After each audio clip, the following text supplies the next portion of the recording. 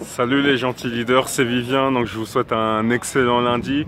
Alors nouvelle gentillesse du lundi, aujourd'hui en fait on va avoir quelques conseils pour quitter la génération de testeurs.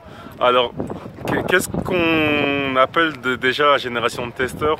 Ce sont un petit peu peut-être 90-95% des gens qui commencent un projet ou un rêve ou quelque chose qui leur tient à cœur. Et puis quand ça marche pas en fait, ben, on a tendance à abandonner parce que voilà, nous l'être humain, on n'est pas forcément fait pour se battre et pour persévérer. Donc là, on pourrait avoir trois clés en fait pour vraiment quitter cette génération de testeurs. Et la première clé pour ne plus faire partie des testeurs et pour aller au bout de ses projets, ça va être de ne pas avoir de plan B.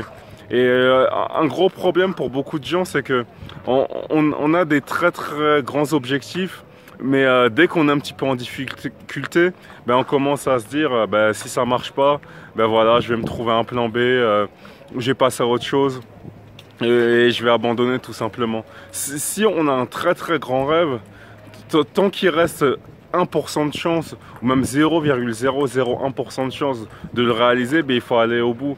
Alors, bien sûr, il peut y avoir quelques cas exceptionnels, par exemple, quelqu'un qui voudrait devenir un athlète de haut niveau et qui a par exemple un accident qui lui empêche la pratique de son sport de haut niveau qui serait son rêve.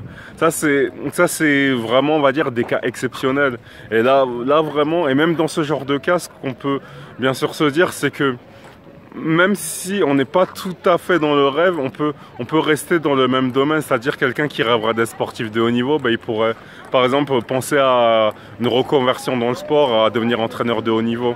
Mais pour revenir dans le cas plus en général, c'est vraiment très important de ne pas avoir de plan B, parce que à chaque fois qu'on commence à envisager de nouvelles choses, à chaque fois qu'on commence même à envisager même cette idée d'abandonner, on est moins concentré, on est moins focalisé. Donc il faut vraiment aller au bout de nos rêves. Donc la deuxième clé, ça va être de trouver un ou plusieurs mentors.